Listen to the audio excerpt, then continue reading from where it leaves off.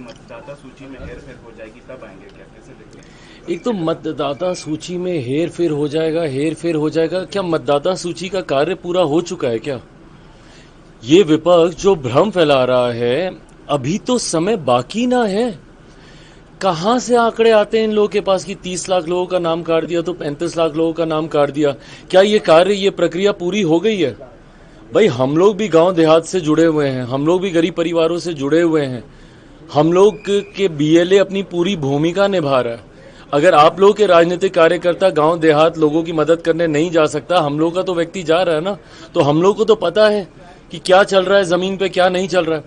हम लोग का बीएलओ के साथ बैठ के मेक श्योर कर रहा है कि जितने ऐसे हैं जिनके बारे में आपको जानकारी है, जो लंबे समय से आपके साथ रहे हैं, किसी का नाम नहीं कटे, किसी का नाम नहीं छूटे।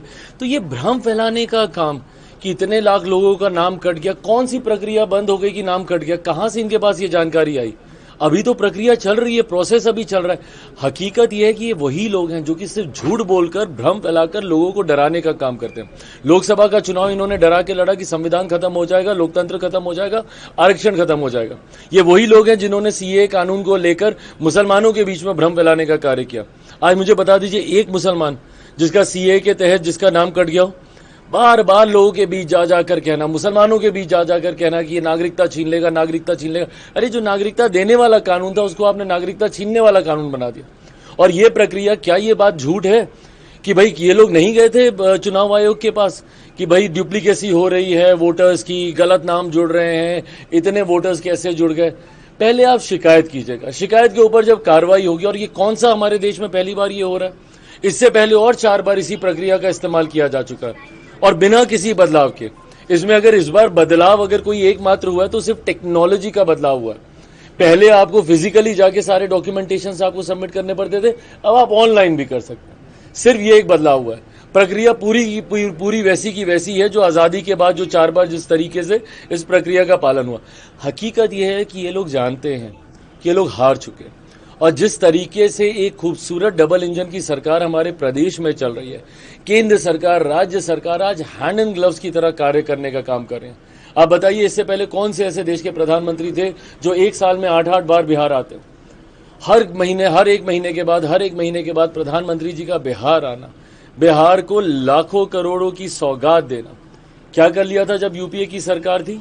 कितना दिया था यूपीए की सरकार ने बिहार को?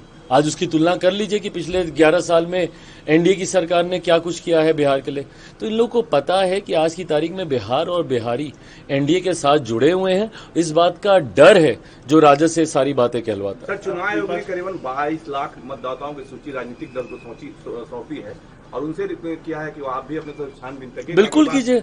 हम लोग हर तरीके का, चुनाव आयोग पूरी तरीके से ट्रांसपेरेंसी अपनाने का कार्य कर रहा है, पूरी पारदर्शिता के साथ कार्य करने का कार्य। भाई अगर नहीं होता हम लोग भी सवाल खड़ा करते, और कम से कम मैं और मेरी पार्टी तो करती। इतना तो आप लोग जानते हैं कि भैया मैं और मेरी पार्टी ऐसी पार्टी है जो अगर कहीं पे भी अन्याय हो रहा हो, अगर मेरी अपनी सरकार में भी हो रहा हो, तब भी उसके खिलाफ मैंने मुखरता से मैंने अपनी बातों को रखने का मैंने कार्य किया। तो अगर ऐसे में कहीं पे भी हम लोग को भी लगता कि भाई कहीं पे कोई दिक्कत हो रही है, और जैसा मैंने कहा कि हम लोग के राजनीतिक कार्यकर्ता भी पूरी तरीके से इस प्रक्रिया में सहयोग करने का कार्य कर रहे हैं। अब इन लोग के लोग नहीं कर रहे तो इसमें कोई क्या कर रहा है? विपक्ष कह रहा है कि प्रधानमंत्री बिहार आए पर अपराध पे कुछ नहीं कहा। आपने भी सवाल उठाए थे बिहार में जिस तरह के मामले आपराधिक देखने को मिल रहे हैं, पारस वाला मामला हो या जो भी हो, इसलिए एक लफ्ज प्रधानमंत्री ने नहीं कहा। कैसे देखिए, प्रधानमंत्री जब सौगात लेकर आ रहे हैं उनकी प्राथमिकताएं अलग हैं। वो बिहार को एक विकसित राज्य बनाने की सोच के साथ कार्य कर रहे हैं। जहां तक रही लॉ एंड ऑर्डर की बात, ये संघीय ढांचे में, फेडरल स्ट्रक्चर में हर कोई जानता है कि पूर्णतः ये राज्य सरकार का विषय आता है, ये राज्य सरकारों के अंतर्गत आता है। ऐसे में प्रधानमंत्री को चिंता नहीं है, कतई ये बात जायज नहीं है। बट हाँ, ये चिंता हम सबकी भी है।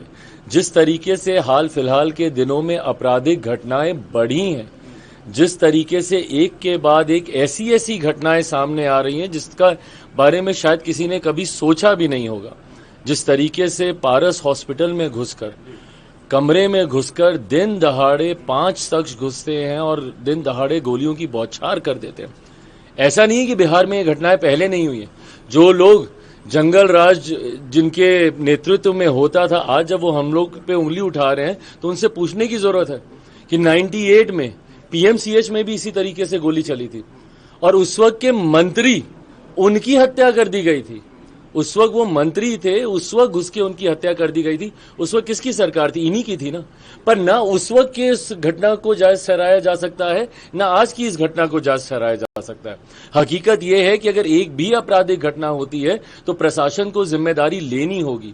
एडीजी लॉ एंड ऑर्डर इस तरीके की बातें कतई नहीं कह सकते हैं कि भाई बरसात के से पहले इस तरीके की घटनाएं होती है। क्यों? क्योंकि किसान खाली बैठा रहता है। भाई जो अन्नदाता है हमारा, आप उसके ऊपर इस तरीके का आप आरोप लगा रहे हैं।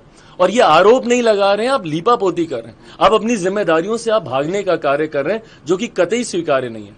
आपकी जवाबदेही बनती है, जिम्मेदारी आपको लेनी होगी और राज्य सरकार को भी इसमें और ज्यादा मुस्तैदी से सुनिश्चित करना होगा कि कम से कम और कुछ नहीं तो बिहार में सुरक्षा का भाव, एक सेंस ऑफ सिक्योरिटी हर बिहारियों के भीतर दे। ये जिम्मेदारी प्रशासन सरकार की बनती है। क्योंकि लगातार आप भी आपराधिक घटनाओं पर सवाल जिम्मेदारी जवाबदेही तय होनी चाहिए। मैं पहले ही इस बात को कह चुका हूं। और प्रशासन, कल भी हम लोग गए थे वैशाली में, एक घटना घटी है जिस तरीके से एक छोटी सी बच्ची 1 महीने 13 दिन तक वो बच्ची लापता रहती है। स्थानीय प्रशासन की पूरी मिली भगत है कि भाई 1 महीने 13 दिन तक आप उस बच्ची को आप ढूंढ नहीं सकते हैं। क्या उसके मोबाइल फोन से क्या उसकी लोकेशन को ट्रैक नहीं किया जा सकता था? अगर ये लोग चाहते तो क्या ये लोग नहीं कर सकते थे? गाज गिरी है छोटे अधिकारियों पर, थाना लेवल के अधिकारियों को वहां पे बर्खास्त किया जा रहा है, जबकि हकीकत यह है कि जितने बड़े अधिकारी हैं वो भी इसमें लिप्त थे। तो ऐसे में जब तक जिम्मेदारी तय नहीं होगी, जब तक जवाबदेही तय नहीं होगी, आपराधिक घटना इसी तरीके से घटती रहेगी। अरे प्रभु, सवाल पूछना। कांग्रेस आज रोजगार मेला लगा रही है सर, कैसे देखें? रोजगार के लिए मेला लगा रही है। भाई लगाएं, पर वो जिनके साथ सहयोगी हैं, चिंता बढ़ जाती है कि अब कितने औरों की जमीन लिखवाएंगे ये अपने नाम। क्योंकि जब जब ये लोग नौकरी देने की बात करते हैं, रोजगार देने की बात करते हैं, लैंड फॉर जॉब हम सब जानते हैं। और अब तो कल भी सुप्रीम कोर्ट की तरफ से भी जो आदेश आया उसमें भी इन लोगों को निराशा ही हासिल हुई है।